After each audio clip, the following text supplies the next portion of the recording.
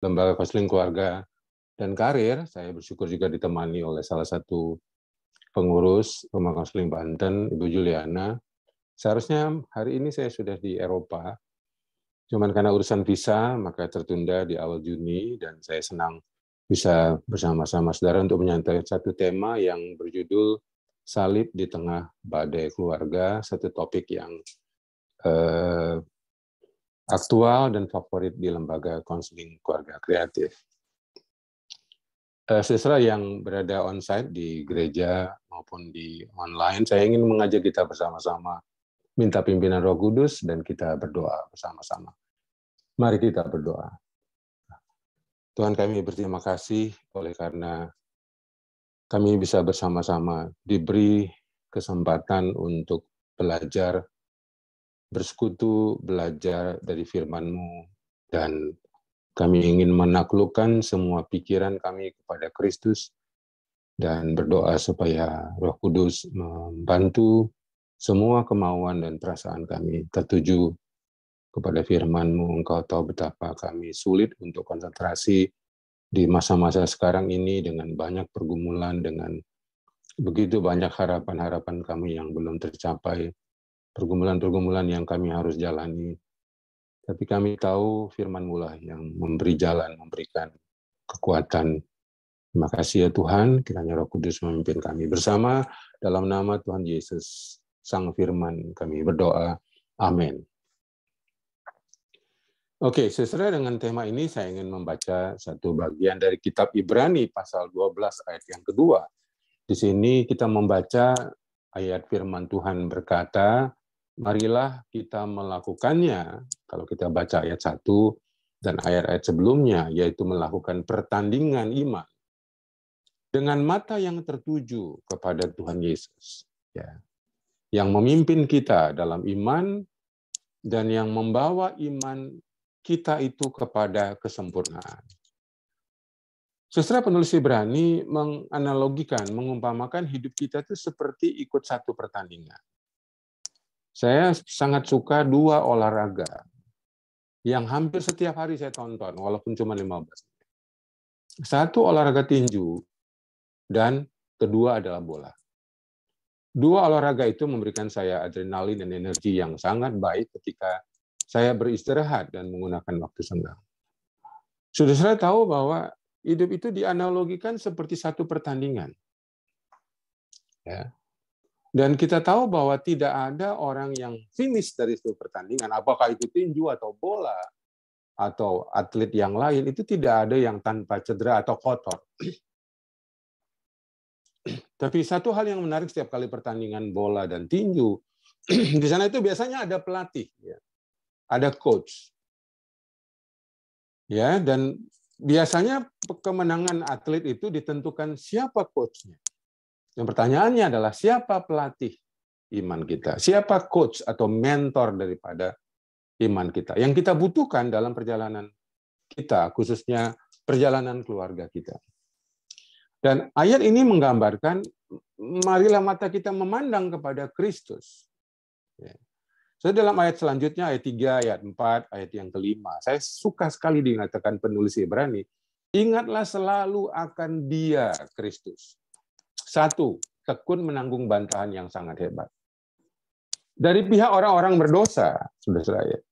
Jadi serangan-serangan hidup kita seringkali adalah dari orang-orang yang jauh di bawah kita, atau orang-orang yang berdosa, orang-orang yang jauh dari harapan kita. Yang kedua, supaya kamu jangan menjadi lemah dan putus asa. Sebagian kita tidak punya fighting spirit yang kuat untuk menghadapi tantangan-tantangan pernikahan. Tantangan-tantangan parenting. Dan yang ketiga adalah dalam pergumulan melawan dosa, melawan pergumulan, cobaan, tantangan itu, kita belum pernah sampai mencucurkan darah seperti Kristus. Maka ada satu hal yang sangat penting dalam hidup orang percaya, yaitu pentingnya belajar kristologi. Karena hanya dengan belajar tentang ilmu tentang Kristus, kita bisa melihat Kristus, memandang Kristus, meniru Kristus, mengimitasi Kristus. Saudara, hanya orang-orang yang bisa memahami pribadi Kristus, dia punya kemampuan menghadapi badai keluarga.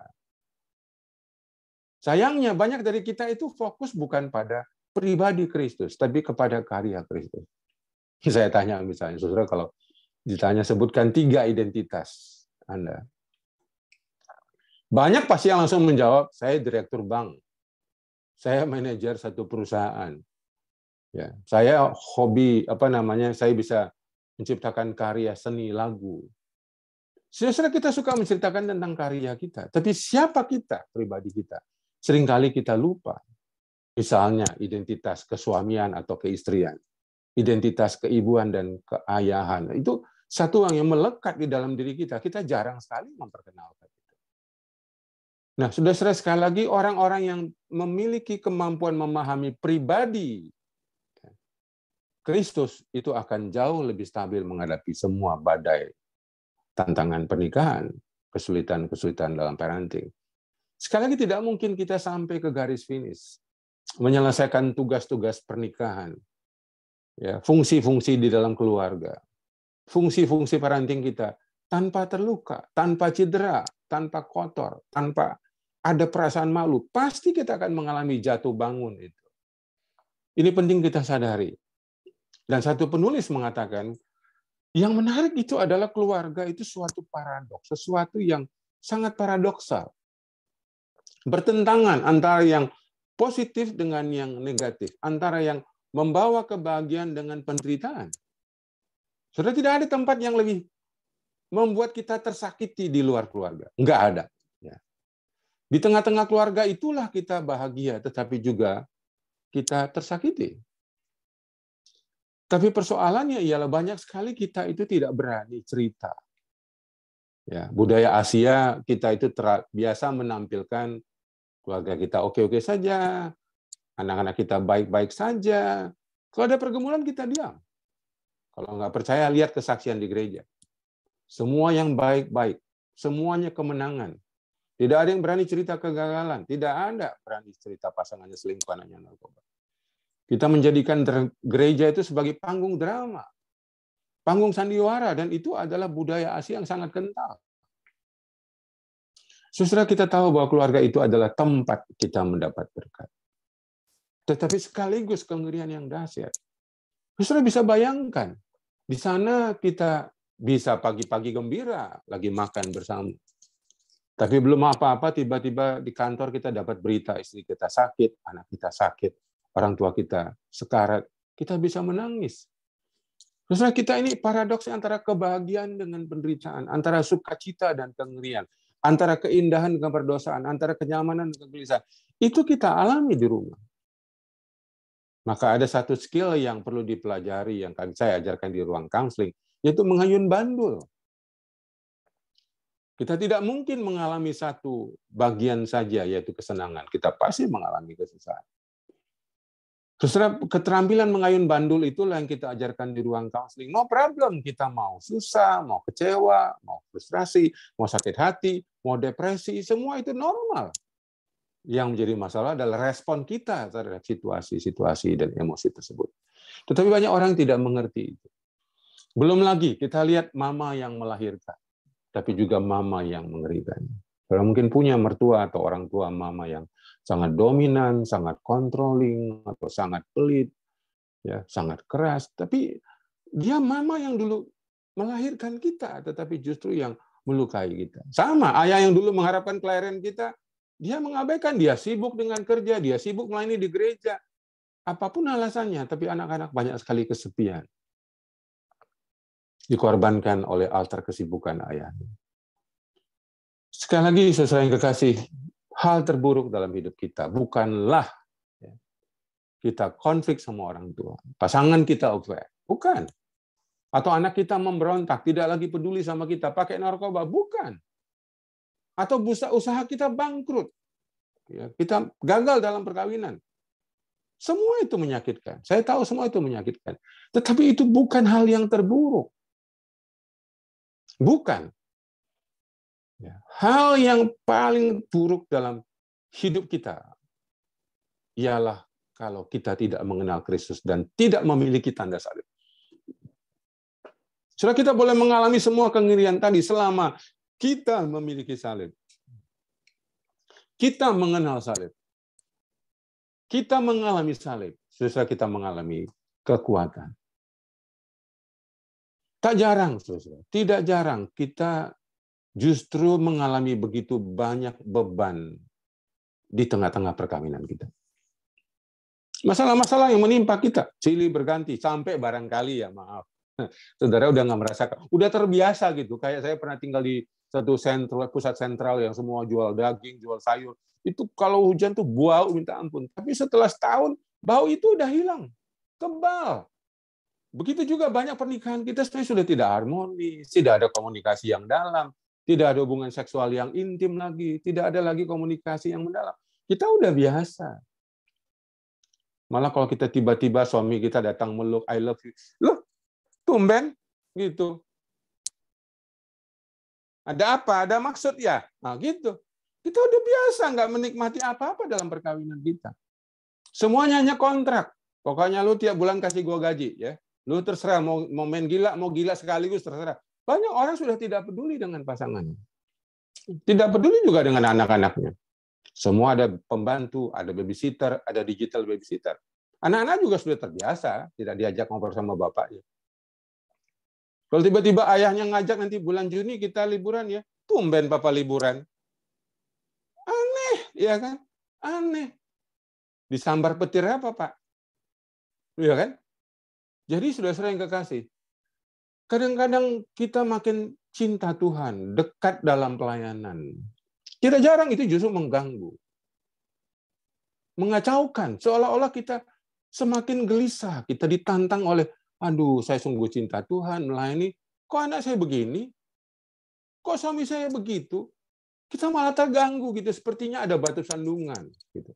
Kadang-kadang kalau kita ada masalah sama anak atau masalah sama orang tua dan mertua, kita rasa, apa Tuhan dosa saya? Saya yang sungguh-sungguh melayani Tuhan, saya sungguh-sungguh berbakti di gereja, saya sungguh-sungguh memberikan persembahan, tapi kenapa masalah saya tidak selesai-selesai?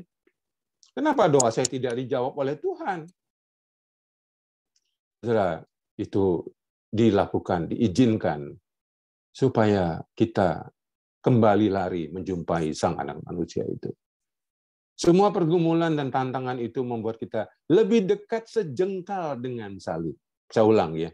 Semua pergumulan tantangan pernikahan kita membuat kita sejengkal lebih dekat dengan salib. Waktu Yesus datang juga, waktu dia mengajar, dia mengatakan, aku datang untuk memisahkan orang dari ayahnya, anak perempuan, dari ibunya, menanti perempuan, dari ibu mertuanya. Kadang-kadang, saudara, mengikut Tuhan ada dimensi-dimensi kita dipisahkan. Ada nilai-nilai yang barangkali sudah tidak satu dengan pasangan kita. Ada barangkali nilai-nilai kebenaran yang sudah tidak bisa dikompromikan. Ini suatu seni antara kompromi dengan toleransi. Sangat tipis bedanya. Kita diajar bertoleransi, tapi kita tidak boleh berkompromi. Tapi berapa kita jatuh, kita sudah bukan lagi toleransi, tetapi kompromi. Saudara, dalam satu buku saya juga membaca ya, hubungan-hubungan kita dengan pasangan, dengan anak, dengan orang tua, itu bukan hanya hubungan biologis, bukan hanya dalam kaitan hubungan biologis, bukan.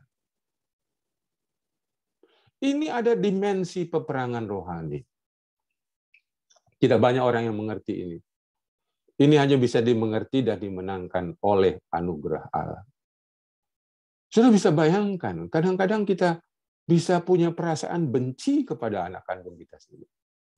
Kita bisa benci kepada suami kandung kita sendiri ya. Kalau cuma satu ya kandung lah itu. Kalau kayak yang lain kan ada istri curian, ada suami curian ya. Saya anggap itu nggak ada lah ya. Jadi kenapa? Ada kadang-kadang perasaan yang sangat kesal. Padahal itu adalah buah daging kita. Itu adalah orang tua kita. Itu adalah mertua kita. Itu adalah menantu kita. Nah, saudara-saudara, di sini ada satu dimensi peperangan rohani yang kita tidak bisa atasi dengan hanya hubungan darah daging. Saya dengan saudara kandung saja. Saya bertuju. Seringkali kami selama masih lengkap, ya sekarang sudah tidak lengkap. Kami seringkali bertingkai, bertengkar, tidak cakapan satu sama yang lain. Ini diwariskan oleh ayah kandung saya yang dengan saudaranya juga tidak cakapan. Bukan berbulan-bulan, bertahun-tahun. Jadi apakah bisa dilihat, oh mentang-mentang saudara kandung, anak kandung bisa harmonis? Belum tentu, karena kita tidak mengerti hubungan kita tidak semata-mata dimensi biologis. Ada peperangan rohani. Dan sekali lagi, saudara-saudara, itu terjadi supaya ada alarm, ada trompet Tuhan di dalam diri kita. Saya ingat waktu anak sulung saya masih balita, dia sering sekali step. Dan masa itu kami sering kali nggak cakapan. Saya tidak bicara dengan istri saya mendiamkan dia. Kalau konflik itu, saya sering sekali mendiam istri saya, bisa sehari, bisa 2 hari, bisa 3 hari. Dan tiba-tiba malam anak kami step, terpaksa kami cakapan lagi. Aneh kan? Tolong sendok, ya kan? Ayo Pak, kita berdoa. Bayangin udah 3 hari nggak cakapan. Coba kalau itu tidak ada, Anda bisa bayangkan. Itu intervensi ilahi, itu alarm ilahi supaya kita kembali mendengar suara Tuhan. Kadang-kadang Tuhan mengizinkan itu. Tuhan minta perhatian. Anda bisa bayangkan ya. Caper gitu ya. Mose pernah, anak bungsu saya bertanya, umur 15, ini anak dari umur 2 tahun bikin saya sakit kepala. Waktu SD, aduh, pokoknya bikin kita nangis, bikin kita frustrasi, bingung. Nah, umur 15 dia tanya, Bapak dulu tahu nggak, aku sering kali bikin Bapak marah, bikin Bapak kesal. Bapak tahu nggak, aku sering ganggu Abang? Enggak. Saya menunggu jawabannya apa. Kenapa, J? Aku minta perhatian Bapak. Bapak terlalu sibuk. Saya kaget sekali. Kenapa baru kasih tahu sekarang? Tapi apakah Anda tahu kadang-kadang juga Tuhan minta perhatian kita. Kita terlalu sibuk bekerja dengan hobi kita, bahkan terlalu sibuk melayani di gereja. Tuhan izinkan satu masalah yang berat. Hanya minta perhatian kita. Kita terlalu sibuk. Terlalu sibuk. Tuhan tidak minta keluarga yang sempurna. Sama seperti anak-anak kita. Dia hanya minta kita butuh orang tua yang jujur, bukan orang tua yang sempurna. Leluhur dari juru selamat kita pun tidak sempurna. Ada yang nikah incest, ada yang pelacur, ada yang pembunuh, ada yang pezina, bahkan ada yang istrinya ratusan. Keluarga leluhur kita juga banyak yang rusak dalam masalah. Tetapi kenapa Tuhan memelihara keluarga-keluarga yang tidak sempurna? Tujuannya cuma satu. Karena Tuhan mau menyempurnakan rencananya. Dia menggunakan keluarga-keluarga yang tidak sempurna. Hati-hati loh minta Tuhan menyempurnakan suamimu. Nanti kalau suamimu sudah sempurna, nanti malam dipanggil Tuhan dia. Karena udah selesai pekerjaannya. Halo. Ya, Tuhan sempurnakanlah suamiku. Ubah ini, ubah itu. Udah tiba-tiba jadi baik, tiba-tiba meninggal dia. Lalu kamu tanya, lah kenapa Tuhan dipanggil? Lah kan udah sempurna. Hati-hati ya berdoa ya. Justru ketika ada kekurangan, ada pergumulan, ada kegagalan, itu bagian dari pergumulan kita. Sementara Tuhan memberikan kita hidup. Dan kita boleh gagal. Orang tua kita boleh gagal. Tapi rencana Tuhan tidak pernah gagal dalam hidup kita. Rencana Tuhan untuk anak-anak kita tidak bisa digagalkan hanya karena kegagalan saudara dan saya sebagai orang tua. Sama sekali tidak. Daud boleh gagal. Tapi rencana Tuhan dari keturunannya akan lahir juru selamat tidak pernah digagalkan. Ayub pernah berkata, dia berteriak kepada Tuhan dalam pergumulannya yang sangat berat. Dan Tuhan mulai pulihkan. Dia berkata, aku tahu tidak ada rencanamu yang gagal dalam hidupku. Saudara, ayat ini saya percaya, pernikahan Anda boleh rusak. Tapi rencana Tuhan tidak pernah gagal. Saudara yang kekasih, pertanyaannya, apa yang bisa membuat kita bisa menikmati keluarga kita? Masih banyak ironi, masih banyak tragedi, ya, masih ada masalah depresi, masih ada masalah anxiety, masih ada masalah ekonomi. Apa yang bisa membuat kita menikmati pernikahan kita? Saya percaya adalah salib. Saliblah yang memampukan saudara dan saya menikmati keindahan sekaligus kengerian. Keadilan sekaligus belas kasihan. Kedamaian sekaligus murka atau kemarahan. Semua itu ada di tempat yang sama, yaitu keluarga. Saudara, ini satu dinamika yang menurut saya menarik, dan keluarga itu tidak pernah membosankan. Coba kalau kita lihat film serial di Netflix, ya, saya pernah juga nonton film serial sampai belasan. Apa yang membuat film itu tidak membosankan? Karena dinamikanya, saudara, naik turun, dia bisa mainkan emosi kita. Kadang kita ketawa, kadang kita nangis, kadang kita jengkel, kadang kita bingung. Kita mau pingin tahu ini ujungnya kayak apa gitu. Nah, kalau filmnya cuma datar, satu sesi juga kita udah bosan, nah, matiin aja lah. Pernikahan yang datar juga tidak menyenangkan. Ya. Coba lah misalnya, suami anakmu baik dari 1-2 tahun, umur 15 juga nurut, ya kan? Umur 17 juga nurut, nggak pernah membantah. Hati-hati loh, itu normal. Terus, iya Pak, umur 18, iya Mak, umur 20, iya Pak, karena membantah. Itu mengerikan itu kalau anak itu nggak melewati masa remajanya, yang galau, yang ngelawan, yang memberontak. Saudara-saudara, penting sekali belajar psikologi, perkembangan.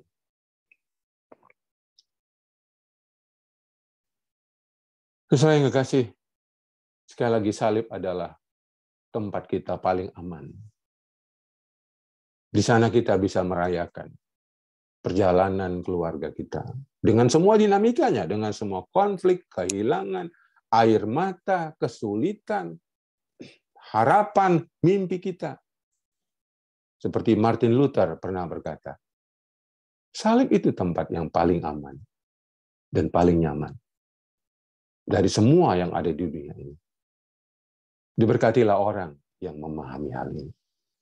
Saya kagum sekali Martin Luther bisa menuliskan kalimat yang begitu indah. Mungkin orang bilang Bali itu tempat yang paling indah. Switzerland tempat yang paling indah. Saya bulan depan kesempatan jalan-jalan ke 6 negara di Eropa. Mungkin saya bisa melihat tempat yang sangat indah di 6-7 negara itu. Tetapi saudara, saya percaya tidak ada tempat yang paling indah, yang paling nyaman, yang membuat hati kita stabil. Yaitu memandang kepada salib Kristus. Diberkatilah orang yang memahami hal ini, kata Martin Luther. Sama seperti pengalaman orang Israel zaman Musa. Waktu mereka dipanggut ular, Musa berkata, siapa yang melihat ular tedung dalam tembaga itu, dia akan tetap hidup. Setelah kita perlu memandang Kristus. Ketika kita mengalami masalah, kita mengalami racun dari hidup kita, toksit dari pergaulan kita, toksit dari perkawinan kita.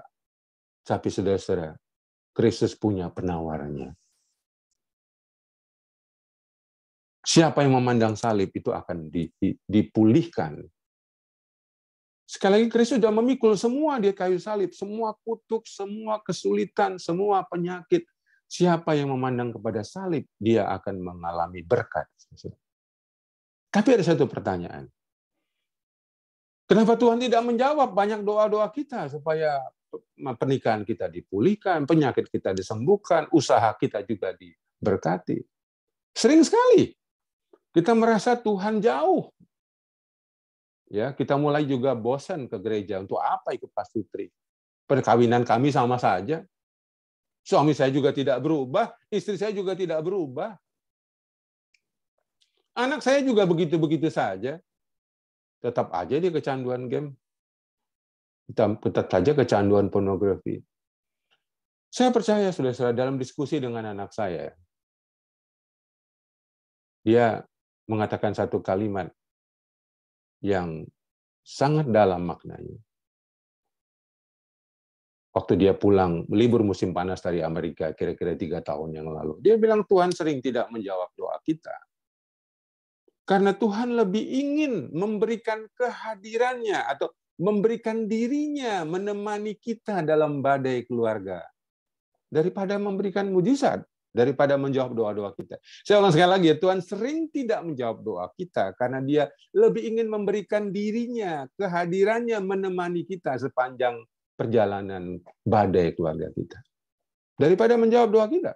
Sesuai ini pengertian sangat sederhana, tapi indah sekali. Sama seperti anak-anak kita. Barangkali kita udah kasih ini, kasih kartu kredit, kasih game, kasih komputer, kasih laptop, kasih iPad. Kalau ditanya, kamu lebih senang iPad atau Bapak? Dia akan bilang, Bapak. Kamu lebih senang kartu kredit atau Bapak lebih senang kamu hadir sama hidupmu? Ya, saya senang Pak di kartu kredit. Tapi saya lebih merasa disayang kalau Bapak berikan saya waktu. Mojo pernah berkata ketika kami pulang dari Israel, ketika hubungan kami masih konflik. Dia mengatakan, Pak, aku tidak butuh uang Bapak. Dibawa ke sana dan ke sini. Dibawa ke luar negeri. Dibelikan itu dan ini. Aku butuh Bapak. Bapak terlalu sibuk. Ini 8 tahun yang lalu. Bonding kita, attachment kita sudah lama hilang, Pak. Bapak belikan aku itu, ini aku senang, tapi tidak merasa disayang. Bisa nggak kita kembali membangun kegiatan yang Bapak senang, aku senang? Please, Pak.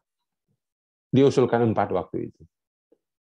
Mengajarkan dia main gitar bersama malam-malam, main pingpong sore hari, lari pagi ke stadion pagi-pagi, dan nonton ke Semarang. Waktu itu kami masih di Salatiga ya, nonton weekend. Dia minta, aku pingin Bapak lebih dekat dengan aku. Dan dia mengatakan, kalau aku nanti ke Amerika, aku tidak mau membawa luka-lukaku, Pak. Aku mau meninggalkan tas itu di Indonesia. Please. Sekali lagi, saudara, Alkitab memang tidak menjanjikan ketenangan, kebahagiaan, kemakmuran. Tidak. Injil hanya menjanjikan Tuhan tidak pernah meninggalkan, tidak pernah membiarkan kita. Kita selalu ada dalam jangkauan pemeliharaan Tuhan sebagai Bapa kita. Karena itu, saudara, fokus hidup kita jangan pada pemulihan. Jangan pada perubahan pasangan atau perubahan anak. Jangan pada kesembuhan, kebahagiaan, kekayaan, atau kesuksesan. Bukan. Fokuslah pada salib. Saya percaya siapa yang memandang kepada salib, Kristus akan otomatis sendirinya akan memulihkan kita. Matius 6, carilah dulu kerajaan Allah dan kebenaran. Maka semuanya akan ditambahkan kepada. Kita tidak mencari berkat, kita mencari sumber berkat. Berkat itu boleh hilang. Tapi selama sumber berkat itu masih bersama dengan kita, kehilangan itu tidak lagi kita rasakan. Karena sumbernya ada di dalam diri kita. Akhirnya, tidak mungkin kita sampai finish tanpa kotor. Saya bilang saya suka nonton tinju. Saya hampir setiap hari saya mengambil waktu 10 menit, 15 menit. Tidak ada yang tidak kotor, yang tidak ada cedera, tidak ada yang tidak tanpa keringat. Tapi saudara-saudara, spirit itu kita miliki oleh karena Kristus sudah lebih dulu juga kotor, cedera, terhina di atas kayu salib. Ketika kita nanti sampai dipanggil di depan tahta Tuhan, kita bangga bukan pada pelayanan kita. Kita bangga bahwa kita pernah menderita bersama Dia.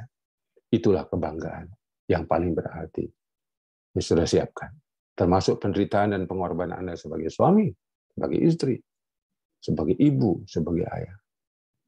Coba tanya dirimu sendiri sebelum saya tutup khotbah ini. Kapan saudara terakhir sekali berkorban untuk istri? Apa yang saudara berikan kepada dia? Sampai dia terhenyak, hah? Sampai dia begitu merasa kagum, hampir tidak percaya. Apa yang pernah saudara berikan kepada suami? Sampai membuat dia begitu tidak percaya. Thank you. Kapan sudah terakhir sekali berkorban untuk anak? Pada saat dia tidak layak menerimanya. Mungkin kamu ajak dia libur, kamu berikan dia satu benda yang dia sudah lama dambakan, dia sama rindukan. Saya berharap malam ini Anda tidak tidur memikirkan kalimat ini. Kapan saudara terakhir sekali berkorban? Jangan pernah berharap ada perubahan dan pemulihan tanpa pengorbanan. Anda mimpi. Anda mimpi. Saya berharap ini akan mempengaruhi Anda setelah mendengarkan khotbah ini. Saya tahu saya tidak pernah sia-sia kalau saya menyampaikan firman. Kecuali kalau saudara abaikan dan menutup telingamu dari kebenaran firman. Mari kita berdoa. Bapa kami yang di surga, terima kasih ya Tuhan. Kiranya rahmat dan anugerah daripada Tuhan Yesus memberi kami kekuatan, kemauan, perasaan, dan pikiran untuk merespon dengan benar ajaran malam hari. Demi nama Kristus Tuhan, kami berdoa. Amin. Terima kasih, saya kembalikan pada MC.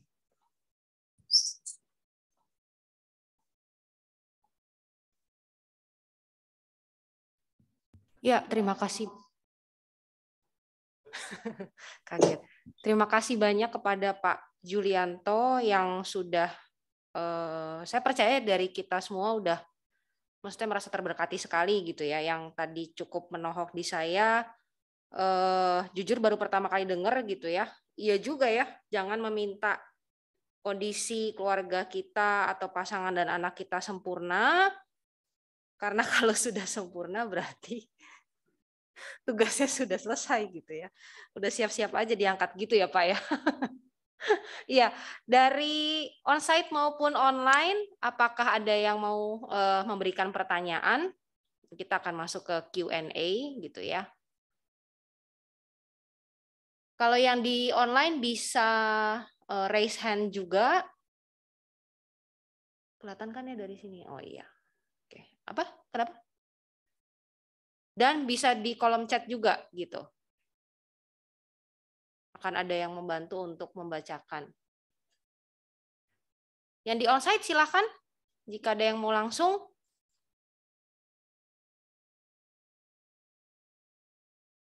Beneran nih nggak ada. Kayak tadi indah tapi berat dilakukan ya.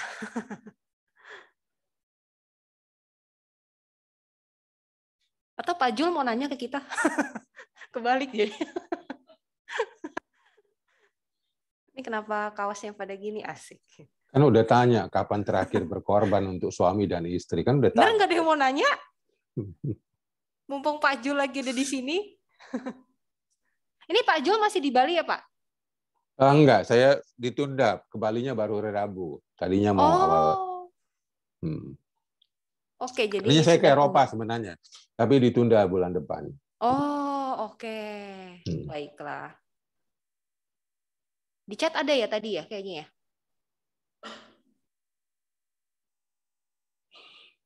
Oh, nggak ada. Saya mau tanya dong. Siapa tadi? Saya Mary mau tanya. Oh iya, silakan. Ya, tadi saya sangat ini ya dengan pernyataan Pak Jul ya bahwa rencana pernikahan kamu boleh gagal, tapi rencana Tuhan pasti tidak pernah gagal akan hidup kamu begitu. Mungkin boleh dielaborasi sedikit lagi Pak Jul, karena sekarang ini kan banyak ya keluarga, teman-teman yang memang mengalami pernikahan yang gagal ya, banyak yang bercerai begitu. Nah, ketika kita ingin menguatkan teman-teman yang mengalami hal yang seperti ini, kira-kira apa ya pesan yang mungkin paling membantu begitu? Kasih. Ya. Ya, mungkin saya kasih contoh kesaksian ya. Orang tua saya juga keluarga yang pernikahannya yang gagal. Ya, saya pecandu, ibu saya alkoholik. Tapi saya percaya bahwa Tuhan bisa memakai keluarga ayah ibu saya yang gagal itu untuk melahirkan, membesarkan saya sampai hari ini. Yang kedua, orang seringkali salah mengartikan firman Tuhan. Tuhan membenci perceraian. Tapi dia tidak membenci orang yang bercerai. Yang dibenci itu perceraiannya. Maka Tuhan mengasihi orang yang bercerai. Banyak gereja tidak mengasihi jemaat yang bercerai, tidak melayani, malah menelantarkan, hanya bisa mungkin mensiasat. Tapi saudara, pernikahan Anda boleh gagal. Tapi rencana Tuhan tidak pernah digagalkan. Baik untuk hidup Anda maupun untuk anak-anak Anda. Kristus contohnya. Daud gagal. Jelas sekali. Banyak kegagalan. Dia melakukan pembunuhan, dia mengambil Batsyeba dari Uria, dia berzina. Tapi apakah Tuhan langsung mencopot Daud sebagai raja? Tuhan selalu punya cara untuk memulihkan kembali orang-orang yang dikasihinya, orang-orang yang dipilihnya. Di atas kegagalan kita ada kedaulatan Tuhan, ada the sovereignty of God. Itu melampaui semua kegagalan kita. Karena itu saya mengatakan, lihat kepada Tuhan, bukan kepada pengalaman. Bukan kepada kegagalan. Justru banyak sekali orang-orang yang gagal, seperti Steve Jobs misalnya. Dia sendiri tidak begitu mengenal dan tidak dekat dengan ayahnya, karena ayahnya meninggalkan dia pada waktu dia kecil. Steve Jobs keluarga asalnya tidak bahagia. Tetapi apakah dia bisa menjadi berkat bagi dunia ini? Dia bisa mendirikan Apple. Saya udah menggunakan Apple, iPhone, iPad, saya terus terang saja, saya begitu kagum kepada Steve Jobs. Banyak orang-orang sukses itu bukan dari perkawinan yang sukses. Kenapa? Karena ada rencana Tuhan untuk orang itu. Nah, sesudah mendampingi orang-orang gagal, tidak perlu banyak kata-kata. Selama Anda menerima dia, menghormati dia walaupun dia gagal, orang yang Anda kasihi, saya percaya suatu hari dia akan menemukan rencana Tuhan. Mudah-mudahan membantu.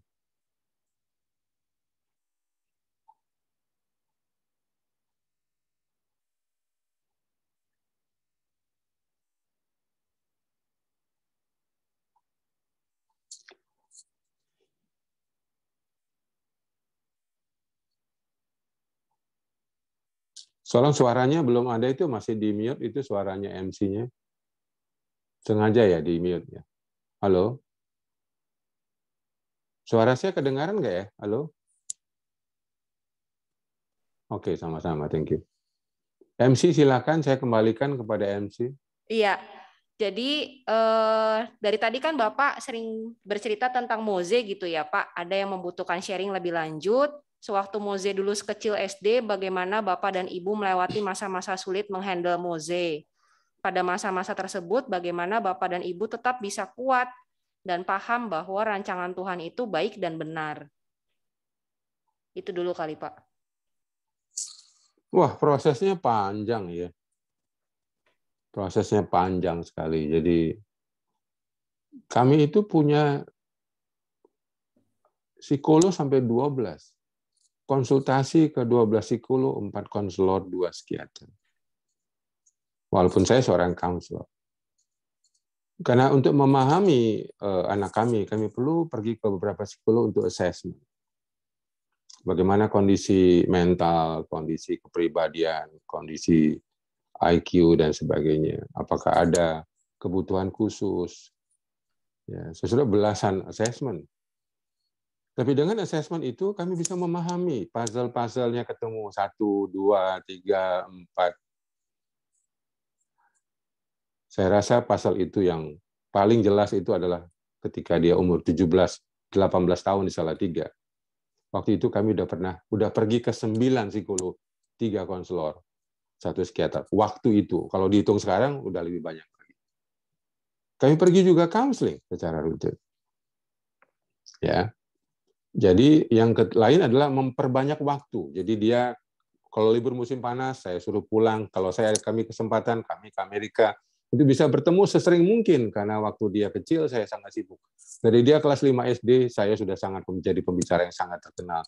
Saya bisa terbang sampai 100, 130 kali setiap tahun dan anak saya waktu itu merasa kesepian dan diabaikan. Nah, saya bayar hutang. Saya boleh dibilang 4 tahun pindah dari Jakarta ke Salatiga menemani dia menginvestasikan waktu. Mamanya menemani dia sepanjang dia SMA. Saya menolak undangan sampai 100 kali setiap tahun. Terus saya kehilangan income sekitar 800 juta setiap tahun untuk menemani anak saya. Saya udah bilang, ada harga yang harus kita bayar. Dan terakhir dia meminta studi ke Amerika, saya usahakan untuk dia berangkat ke Dallas pada waktu itu.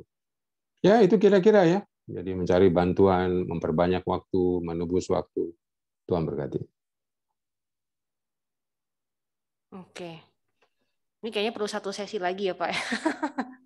Kalau untuk yang lengkapnya. Nah, ada juga pertanyaan, Pak Jul, memandang salib di dalam badai ini, apakah bisa memberi contoh lebih konkret seperti apa gitu. Jadi, apakah maksudnya karena Kristus sudah menanggung segala sesuatunya, termasuk kesulitan dan pelanggaran saya? Misalnya contoh ya, kita ini aja ya, misalnya dikritik oleh suami atau sebaliknya. Udah tersinggung, ya bayangin aja ya.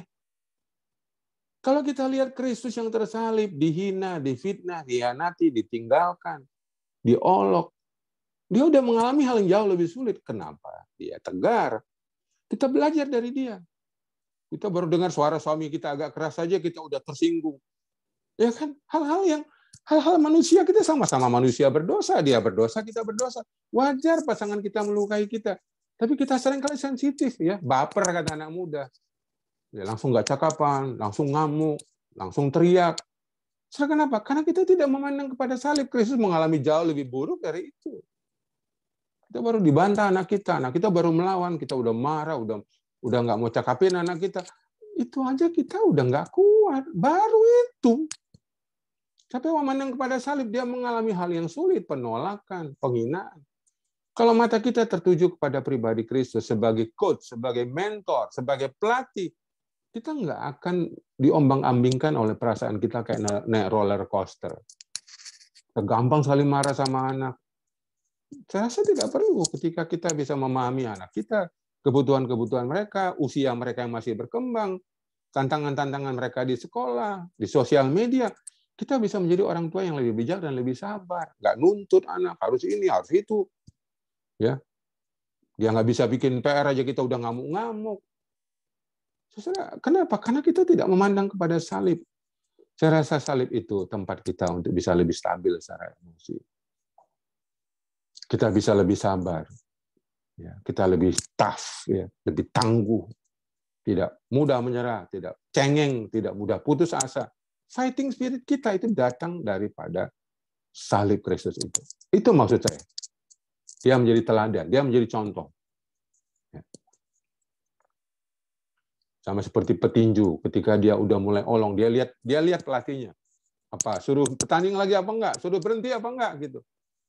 Dia pelatih iman kita. Dia tidak berhenti sampai di kayu salib, dia berjuang. Kenapa? Punya tujuan hidup. Nah, saya mau katakan, Anda yang tidak punya tujuan pernikahan, Anda gampang sekali oleng. Malam ini tetapkan tujuan perkawinan Anda. Anda nggak akan pernah oleng. Coba tanya suamimu, Pak, tujuan perkawinan kita apa? Kalau orang Jawa suamimu, mboh, nggak ngerti aku. Ya. Kalau ditanya gajimu berapa? Oh, jelas, ya kan? 10 juta. Gitu. Tujuan pernikahan kita apa? Tujuan parenting kita apa, Pak? Mboh, nggak ngerti aku. Mati kita. Banyak orang nggak ngerti itu. Cobalah tanya nanti malam, pasti nggak bisa tidur dia. Apa ya Mas tujuan perkawinan kita?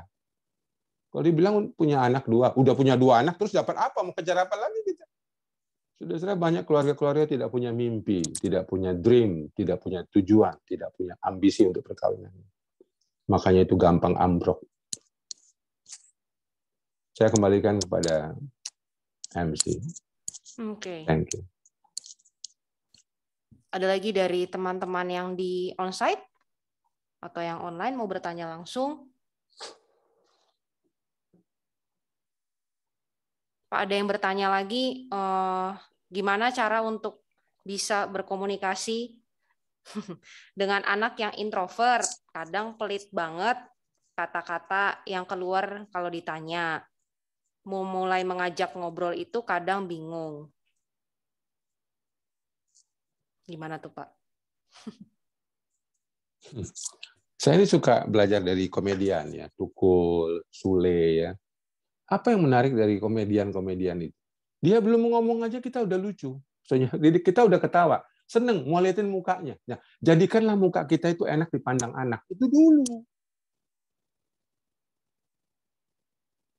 Kalau nggak percaya lihat mukamu di kaca. Jangan-jangan kau nggak suka lihat mukamu sendiri. Serem kan? Coba kalau nggak percaya habis mandi coba lihat mukamu. Happy nggak lihat muka sendiri? Saya jamin ada yang nggak suka happy lihat mukamu. Ya. Nah, pertanyaannya, waktu anak ketemu kita, dia happy nggak? Belum ngomong loh. Itu yang pertama. Ya minimal belajarlah sense of humor ya, bapak-bapak terutama yang kaku-kaku ini ya. Belajar sense of humor.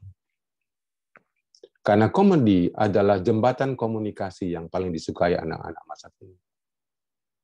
Yang kedua, cakaplah menggunakan kalimat pertanyaan, bukan pernyataan. Wah, itu ilmu yang perlu dipelajari. Saya belajar konseling perlu 4 tahun. Sampai jual rumah. Hanya untuk bisa memberikan pertanyaan kepada klien saya. Itu ilmu, bayarnya mahal. Sekarang ada 400 orang yang lagi sekolah di lembaga saya. Yang paling murah sertifikat 22 juta. Yang paling mahal itu S2, 45 juta. Ada program S3 kita itu sampai 90 juta. Nah, ketika orang belajar konseling begitu mahal untuk apa? Hanya satu pertanyaan yang bisa diajukan, yang membuat klien bisa cerita. Ada ilmunya. Sekolah lah, masa mau langsung pinter nggak sekolah. Itu yang kedua. Yang ketiga, gunakanlah kalimat diskusi, bukan instruksi. Ya kan? Ngobrol. Jadikan kita setara sama anak-anak. Ya, kalau kita banyak instruksi, nasihat, ya, itu anak kita langsung sakit perut. Apalagi anak muda remaja, kalau sudah mamanya gini, gitu, langsung perutnya sakit. Bentar mak, masuk kamar dia, langsung dia nonton YouTube. Ya kan? Kenapa? Itu kalimat-kalimat nasihat instruksi itu paling tidak disukai anak-anak kita, saudara. Yang keempat, perlakukan anak kita sesuai dengan usia dan kepribadiannya. Lah, kalau dia introvert, berbicaralah sama anak introvert. Jangan harapkan dia ekstrovert. Anda salah.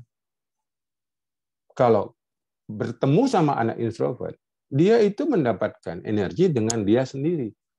Maka, saudara harus minta waktu. Nah, kapan bisa kita ngobrol? Jadi jangan tiba-tiba dia lagi nggak siap bicara, mana senang dia. Ya kan?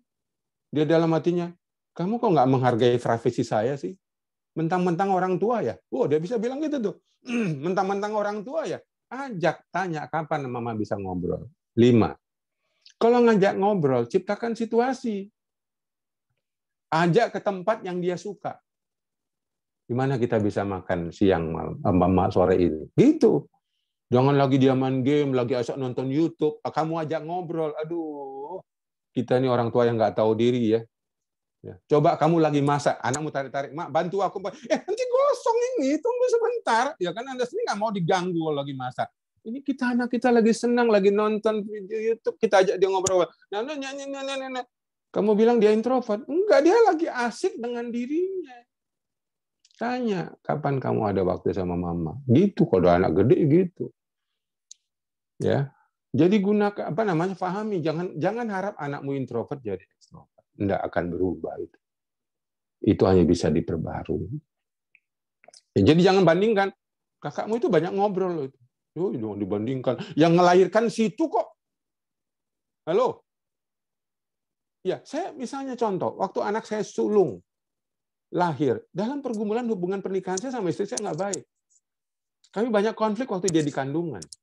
Lahirlah dia anak, dia introvert, nggak banyak ngomong. Waktu Moze lahir, hubungan kami sudah mulai bagus. Saya udah sekolah counseling. Lahirlah anak ekstrovert. Terus emosi ibu waktu mengandung pun ikut mempengaruhi kepribadian anak. Jangan lupa itu. Dia nggak memilih, mak, nanti aku lahir ekstrovert ya. Mana ada minta-minta begitu. Situ yang bikin. Jadi jangan tanya saya. Pak, gimana bikin anak introvert? Lah yang lahirin situ kok tanya saya? Yang serius, yang bener aja. Jadi, jangan usah paksa. Suamimu juga sama. Kalau suamimu plekmatis, jangan kamu harap tiba-tiba jadi sangunis yang lucu cerita. Suami yang plekmatis kan dikit kali bicara. Gempa bumi pun dia bisa ngomong gini, oh gempa ya mah. Gitu, nggak ada reaksinya. Biasa aja dia. Ya udahlah, udah nasibmu itu. Ya kan? Kawin sama orang plekmatis yang sedikit bicara, ya kan? Tapi dia banyak bekerja kan, uangnya juga banyak kan. Coba kalau banyak bicara, nggak banyak kerja kan uangnya dikit. Ya gitulah kira-kira ya. Thank you, saya kembali ke MC. Iya, berarti cara-cara tadi juga valid untuk suami ya Pak ya? Oh iya. Iya. Ikut ngacung gimana, boleh nggak? Para istri yang... Iya. Oke. Ada lagi Bapak Ibu? Oh iya Pak, kalau belum ada, saya jadi keinget bertanya gitu ya. Jadi kan 2 bulan lalu kita udah belajar tentang monster pribadi gitu ya. Nah terus lalu kan kita juga belajar untuk terbuka, untuk belajar mengorek diri kita sendiri dari luka-luka masa lalu dan segala macam gitu. Tapi ketika berhadapan dengan anak gitu ya, anak kan maksudnya apalagi yang masih umur di bawah 10 tahun misalnya. Nah, itu kan mereka maksudnya kan kita nggak mungkin jadi ya tolong kamu mengerti mama yang seperti ini, suka marah-marah apa segala. Jadi dulu tuh ya apa namanya nenekmu tuh gini-gini, kan nggak mungkin begitu ya Pak ya. Maksudnya kapan waktu yang tepat gitu ya, maksudnya untuk anak bisa mengerti bahwa kita juga punya, maksudnya kita terbuka sama anak kita tuh waktu yang tepat kapan gitu ya Pak. Pertanyaan saya apa ya? Jadi maksudnya bagaimana anak bisa sampai mengerti juga bahwa mama papanya tuh juga punya apa ya, punya monster gitu, punya luka juga di masa lalu, dan dia juga bisa saling ngertiin gitulah satu sama lain. Itu gimana ya Pak? Ya tujuannya yang salah. Kita nggak bisa dong mengharap anak mengerti kita. Dia kan nggak pernah jadi ibu. Kita yang pernah jadi anak. Jadi kita yang ngertiin anak. Jangan pernah harap anak ngertiin kita. Itu tujuan yang keliru. Itu harapan yang salah. Kalau kita salah sama dia, sering marah-marah sebagai, udah minta maaf aja, nggak usah pakai karena mama dulu begini, karena nenekmu dulu begini. Itu makin melukai. Kenapa? Minta maafnya nggak tulus. Minta maafnya nggak tulus. Ya kan, kalau Anda minta maaf pakai titik, jangan pakai koma. Mama begini nih karena dulu nenek kamu begini begitu. Wih, anak kita makin jijik, dia bilang mama ini udah salah, masih bela-bela diri, ya kan? Nggak ada itu. Kalau mama bikin salah, minta maaf titik, nanti mama perbaiki ya. Anak itu mau gampang memaafkan asal mamanya berubah. Jangan playing victim sama anak. Dulu mama diginikan sama nenekmu. Oh, malu lah, itu kan kayak bukan pria dewasa dan wanita dewasa. Kita salah ya salah. Mama salah. Tadi mama marah, harusnya nggak begitu. Mama minta maaf. Titik gitu. Jangan kalau minta maaf pakai koma. Karena gini, begitu. Karena begitu. Nggak tulus minta maafnya. Ya. Kalau kapan, tergantung. Sebenarnya yang paling penting bukan minta maafnya.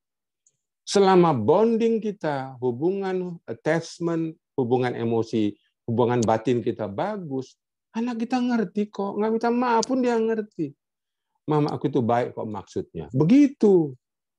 Jadi yang dibangun itu ikatan batin, komunikasi. Saya ulangi lagi. Yang kita perjuangkan itu akar, bukan buah. Akar itu adalah komunikasi, relasi, kenyamanan emosi ketika ngobrol. Itu akar. Soal anak kita berubah, soal anak kita nurut, soal anak kita belajar, nilainya bagus, tidak main game lagi, itu buah. Jangan itu yang diperjuangkan. Ya kan? Nanti kalau kita memperjuangkan akar yang kuat, nanti itu buah akan keluar sendirinya. Jangan kita maksa. Kamu harus gereja, begini harus sekolah begini, bikin PR begini. Ya itu buah. Sama dengan suami juga begitu. Jangan perjuangkan dia harus begini, harus begitu. Hubungan yang baik saja, layani dia sebaik-baiknya. Ya kan? Saya paling suka istri saya kalau saya udah buka kulkas, saya sudah ambil gelas, langsung dia berdiri. Biarpun dia sibuk nulis, dia bilang, "Pak, mau disiapin apa?" Pasangan suami istri yang harmonis itu adalah belum minta, udah tahu. Nah, kira-kira gitu. Ya, karena atau istrimu bilang begini tadi dari mall gitu, "Pak, harga-harga mahal ya Lebaran sekarang." "Ya, Mbok, kamu sensitif." "Ya udah, mah ambil tuh berapa yang kamu perlu." Gitu dong. Memang mahal. Emang kamu nggak tahu ya? Emang mahal. Ya ilah, tega banget. Robot udah garuk-garuk. Ya, tahu dong, sensitif sama istri gitu. Udah mah butuh berapa lagi gitu dong. Yang seluruh dunia juga tahu mah mahal. Kamu nggak tahu ini Lebaran ya? Ya ilah, diajarin lagi istrinya. Yang tahu soal belanja mah istri kita, jangan ajar-ajarin Bapak.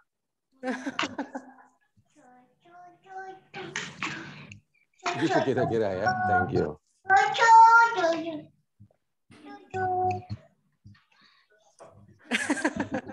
Iya. Ini yang di onsite pada toyor-toyoran ya Pak. Boleh guit-guitan ya. Oke, betul sekali ya. Jadi yang diperjuangkan adalah relasi dan kenyamanan komunikasi yang merupakan akar yang kuat gitu ya. Yang lain-lainnya mah bonus berarti ya Pak ya? Ya, bonus, betul. Ya, yang dari online ada lagi? Tadi kayaknya ada yang ngomong lagi ya. Bener nggak sih? Apa cuman kasih emoticon dari tadi? Nggak ada ya? Oke. Boleh lagi nggak ya? Siapa tuh? Oh, yang Saya online? boleh lagi. Ya. Silahkan, Bu. Ya, kadang-kadang kan anak-anak kita ini juga mungkin saja dia namanya juga remaja, mungkin mulai pernah melihat melihat hal-hal yang nggak pantas dia lihat gitu ya. Nah, ketika anak kita misalnya mengalami hal itu, bagaimana ya kita sebagai orang tua untuk bisa ikut gitu berperan untuk mencegah ke depan agar dia tidak melihat lagi, ataupun agar memori yang sudah masuk ke dalam pikirannya itu bisa hilang begitu ya. Karena kan kalau sekarang apalagi anak-anak semuanya online, tentunya mereka sangat rentan ya untuk mendapatkan konten-konten yang tidak pantas begitu. Terima kasih. Ini dari online apa onsite ya? Online, Pak. Online ya. Ini karena iPad saya udah disusun, jadi yang hanya menyalakan video. Di depan saya ini cuma ada 3 orang. Satu tulisan GKI Karawaci, Ferdi, sama Elizabeth. Yang lain saya nggak lihat, karena mungkin nggak menyalakan video ya. Usul saya lain kali yang peserta yang onsite itu ada videonya sendiri, kalau boleh saran saya ya. Jadi saya nggak hanya melihat, saya hanya melihat 3 orang di sini. Ini boleh nih. Nah, ini boleh nih. Saya bisa lihat. Pak Jul. Iya, dari tadi saya cuma lihat 3 orang saja, makhluk, tiga makhluk aja. Oke, yang pertama begini ya. Yang pertama begini. Anak itu sebenarnya belajar dari perilaku kita. Waktu anak saya kecanduan game dengan durasi 8 jam sehari selama 6 tahun. Dia bilang begini sama saya, "Pak, kita kan sama-sama pecandu. Cuman beda Pak adiksinya. Kalau Bapak candu kerja, aku candu game. Beda-beda tipisnya kita, Pak." Dia tahu kan saya orang workaholic gitu ya. Kerja saya mah gila-gilaan. Waktu dia masih SMP, SMA itu. Misalnya, anak-anak kita lihat kelakuan belanja kita misalnya. Belanja online, dikit-dikit GoFood, dikit-dikit Blibli, ya kan? Dikit-dikit Tokped, gitu kan? Sebenarnya anak-anak belajar itu untuk menikmati kesenangan dengan mata. Apakah itu sosial media, pornografi misalnya, atau ingin belanja itu dan ini. Kita yang perlu evaluasi adalah bukan mau mengubah dia tidak mengkonsumsi itu. Itu sama lagi, itu buah itu.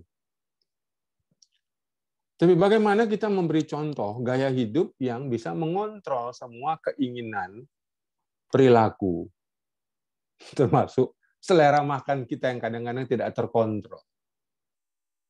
Ya kan? Saya waktu misalnya contoh, larang anak saya main HP, main game.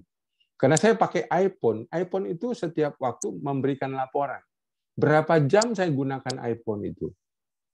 Kadang-kadang ada laporan. 1 hari Anda pakai 7 jam. Berarti saya 1 hari pakai iPhone saya 7 jam. Banyak juga ya.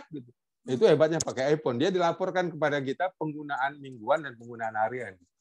Jadi kalau saya pikir-pikir, ngelarang anak kita juga lihat, alah, Papa main HP-nya juga nggak ketulungan kadang-kadang gitu. Nah, yang saya mau katakan adalah anak belajar dari contoh. Yang ketiga, anak belajar dari kegagalan. Orang tua yang bijak adalah orang tua yang bisa merayakan kegagalan anak. Lukas 15 menjadi contoh. Waktu anak bungsunya pulang, bau karena jaga kandang babi, gembel karena udah miskin. Bapaknya langsung pestakan kan? Belum ada apa-apa loh, belum berhasil apa-apa. Saya sempat berpikir ya, isi sambutan Bapak ini apa ya? Kalau anak pulang dari luar negeri udah sarjana, saya bersyukur anak saya lulus dari luar negeri. Lah ini kan anak saya lulus jaga kandang babi. Itu apa isi sambutannya itu? Pesannya adalah, anakmu berhasil atau gagal, Yang penting masih hidup. Itu. Yang dirayakan kehidupan, bukan kesuksesan. Budaya Asia ini kental dengan merayakan keberhasilan. Alkitab tidak mengajarkan itu. Alkitab mengajarkan merayakan proses, bukan sukses. Perhatikan ini baik-baik, Bapak Ibu. Kalau kalian anakmu tidak sukses, no problem. Yang penting masih hidup. Pagi-pagi kalau perlu kau doakan dia. Kau tumpangkan tangan dia masih tidur malam-malam. Tuhan berkati, pasti Tuhan akan berkati kau nak. Kasih kata berkat, bukan kata kutuk. Mau jadi apa kau nanti? Ya kan? Mana bisa kau jadi sukses? Mana bisa kau kayak Bapak? Ya ilah. Orang sukses yang sombong, itu bukan orang sukses. Itu kebetulan sukses saja itu. Anak kita bilang, tunggu kau tua ya Bapak. Lupa kita nanti kita tua, sakit dan sekarat. Udah kaki kita udah nggak bisa jalan. Baru kita, nak, tolong Bapak, nak. Apa yang kita tabur itu kita tuai. Jadi sekali lagi, anak-anak kita nonton pornografi atau apa itu, saudara belajar menerima dia. Bukan fokus sama kegagalan dan kesalahan. Sekali lagi, fokus pada relasi, bukan pada prestasi. Fokus pada proses, bukan pada hasil. Fokus pada pribadi, bukan pada kegagalan. Saya menutup kalimat ini. Kenapa Tuhan Yesus mau mati ketika kita berdosa? Roma 5 ayat 8. Ada yang tahu? Karena bagi Tuhan, kita sebagai the masterpiece, kita adalah primer. Dosa itu sekunder. Itu sebabnya dia mau mati di kayu salib. Kalau Anda fokus sama kesalahan kegagalan anak, Anda akan gagal melihat anugerah Tuhan di dalam diri Anda. Tuhan berkati. Udah. Nggak boleh nangis kan ya di depan. Iya, terima kasih banyak Pak Jul mengingatkan kita banget gitu ya. Pasangan anak sesama kita itu primer, dosa itu sekunder. Jadi jangan fokus pada kegagalan ataupun kesuksesan, tapi merayakan proses. Ada lagi terakhir satu pertanyaan, baik dari onsite maupun online. Setelah itu kita bisa masuk ke dalam persembahan. Ini pertama SD. Ada anak mau nanya. Kalau sudah tidak ada, kita akan foto bersama dulu ya Pak Jul. Baik yang saya kasih kesempatan untuk yang online dulu, biar yang onsite bisa bersiap-siap ke sini aja gitu. Jadi kita akan secara cepat ke depan, terus kita akan foto bersama dengan Pak Jul di layar gitu ya. Kalau yang online bisa dilakukan sekarang, bisa dibantu oleh suami saya di belakang. Asik. Silakan teman-teman yang onsite bisa ke depan.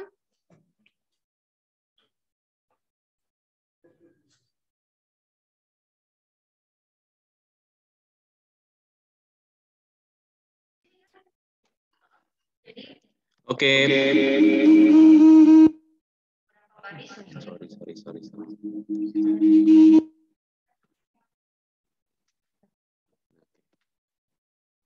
Oke, maaf tadi distract. Boleh dinyalakan yang ada di kameranya masing-masing Bapak Ibu yang online. Oke, baik, sebentar. Ya. Ada 2 halaman saja. Yang bisa membuka on cam dulu ya. Ya. Oke, kita akan foto. Ada 2 halaman, Bapak Ibu. Michael bisa minta tolong foto ini. Senyum sebentar. 2 halaman saja. Oke, sebentar. 1, 2, 3.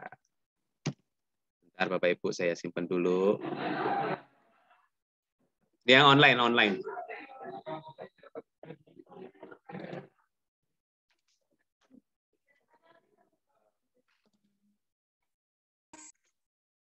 Satu lagi ya Bapak Ibu ya. Oke. Maaf, kurang profesional. Satu lagi. 1, 2, 3. Terima kasih. Sabar.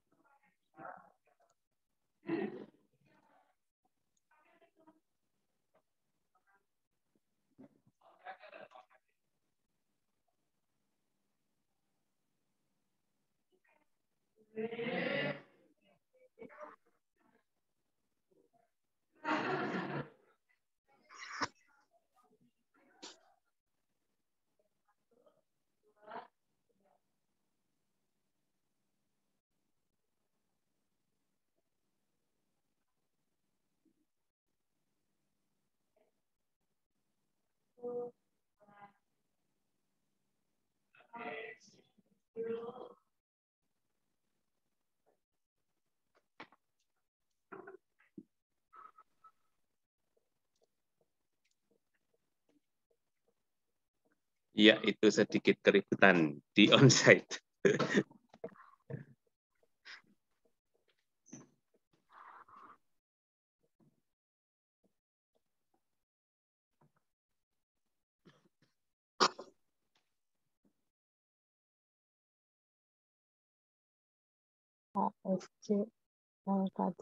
Persembahan bisa melalui scan barcode yang ada di belakang bangku. Yang online bisa melalui transfer ke rekening BCA 001-305-2422 atas nama Gereja Kristus Yesus 001-305-2422. Di belakang untuk nilai transfernya di belakang diberikan angka 4. Kita contoh misal 100.000 ya. 100.004 untuk persembahan Pak Sutri. Untuk mengiringi persembahan kita memuji Tuhan lewat lagu Bila Topan Keras Melanda Hidupku.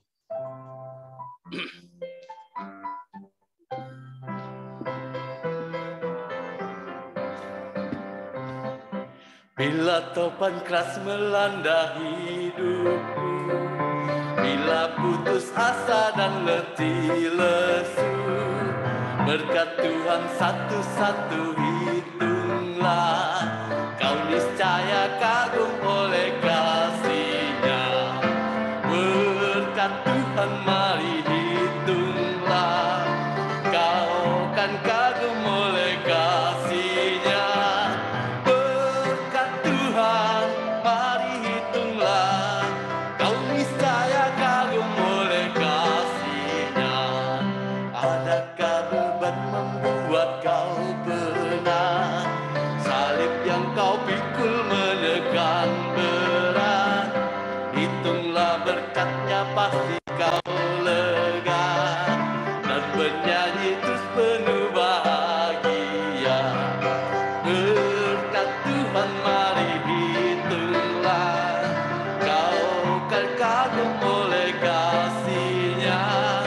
Berkat Tuhan mari hitunglah, kau niscaya kagum oleh kasih-Nya.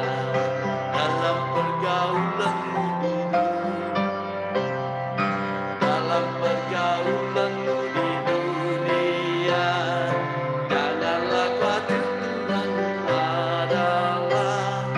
Itulah berkat sepanjang hidupku, yakinlah malaikat menyertaimu. Berkat Tuhan mari hitunglah, kau kan kagum oleh kasih-Nya.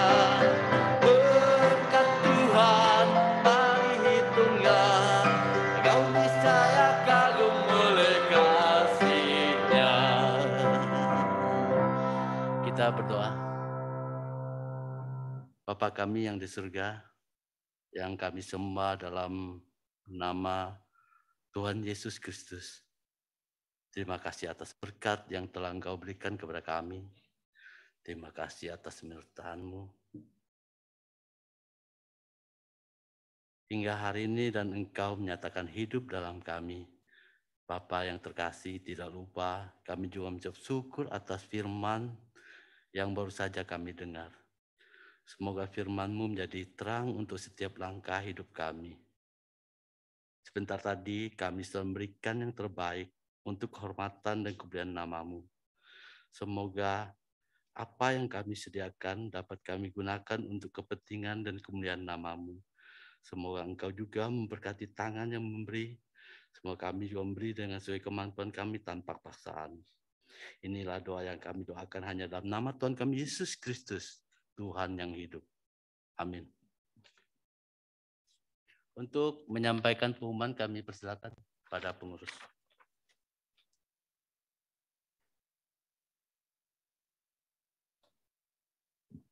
Selamat malam, Bapak Ibu. Saya mewakili Komisi Pasutri GKI Karawaci mengucapkan terima kasih atas pelayanan Bapak Julianto Simanjuntak pada hari ini. Kiranya Tuhan senantiasa memberkati keluarga dan pelayanan Bapak dimanapun berada. Kami rindu mendoakan hal-hal yang ingin Bapak doakan bisa disampaikan kepada kami, Pak. Pak Jul. Ya, perjalanan. Ada yang mau didoakan, Pak? Nanti Musa Arifin akan mendoakan setelah doa di akhir acara berbarengan dengan doa berkat. Ya, perjalanan pelayanan kami aja di Eropa bulan depan 3 minggu. Thank you. Ke Eropa ya, Pak. Perjalanan ke Eropa ya. Saya nggak ikut, Pak. Ikut, ayo. Saya diajak. Jadi maksudnya. Saya taruh di bagasi ya. Ada tiket gratis gitu, Pak, buat saya. Oh, oleh-oleh tuh, Pak. Oleh-oleh untuk Pak Sutri di sini. Baik, nanti saya minta kesediaan Musa Arifin untuk mendoakan keberangkatan Pak Jul bulan depan ke Eropa. Yang kedua, kami akan menyambut Pak Sutri yang baru hadir pada hari ini. Ada di onsite, kayaknya nggak ada, orang-orang lama semua. Mungkin di online ada? Kelihatankah di online yang baru? Tidak ada? Tidak ada. Berikutnya kita akan saksikan Pak Sutri yang merayakan ulang tahun pernikahan mereka di bulan Mei dan Juni. Apabila hadir, saya mohon maju ke depan. Pak Jono dan Bu Jen di 12 Mei. Maju. Maju. Yang berikutnya Pak Jan Jau Yung dan Bu Cuina 28 Mei. Nggak ada ya. Lalu yang di bulan Juni ada Bapak Afner dan Ibu Ervi. Berikutnya Pendeta Yunus dan Bu Tere yang sedang di luar ya, luar negeri ya. 8 Juni ini tim LK3. Lalu Bapak Supardi dan Bu Siti 11 Juni tidak hadir juga. Pak Mingcun dan Bu Fania, silakan maju. Lalu Bapak Robert dan Ibu Junita, 19 Juni ini juga dari LK3. Nah, ini dia, keren. Muse.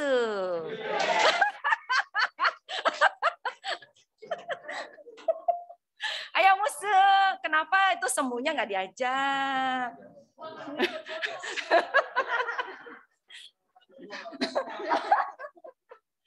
Ya, minta tolong Bu Ilvia untuk menyampaikan gift-nya. Asik. Jangan di belakang saya. Ya, itu kamera. Oh, belakang. Di online? Ini yang tertera di sini doang sih. Yang di online ada nggak ya? Yang hadir? Yang disebutin namanya maksudnya?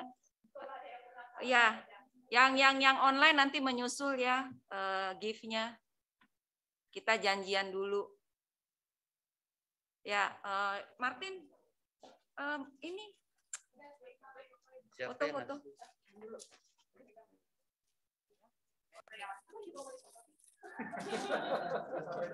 Oh, ini satu-satu ya. Ini bukan pasangan.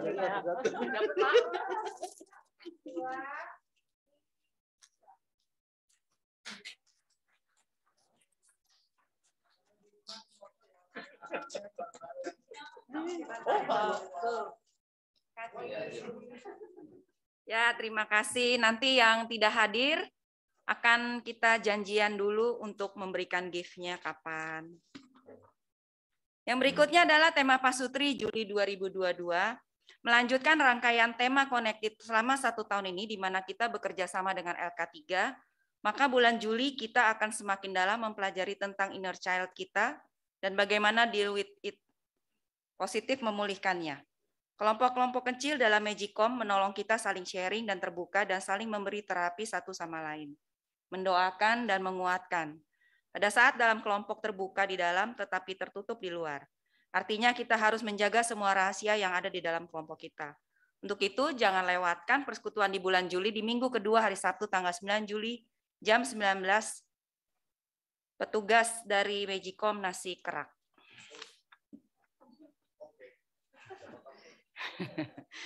Oke, yang berikutnya adalah pembagian Magicom yang sudah terbentuk, itu ada 7 kelompok. Ya, Nasi Kerak dengan Pak Tim dan Bu Acen, nanti sekalian langsung saya bahas masalah pembagian ruangan ya, di ruang utama nanti bisa diskusinya. Lalu Nasi Hainam, Pak David dan Bu Ana besok ya. Lalu nasi kari di pantry juga kebetulan besok. Nasi ulam di ruang remaja Bu Ilvi juga besok, nggak jadi hari ini. Nasi kucing Pak Yofi dan Bu Vera kebetulan ada di rumah. Jadi nanti yang ketua Magicom-nya di rumah bisa langsung join, yang dari sini join ke Zoom ya. Teman-teman yang ketuanya di rumah tapi yang timnya hadir di sini langsung join di Zoom.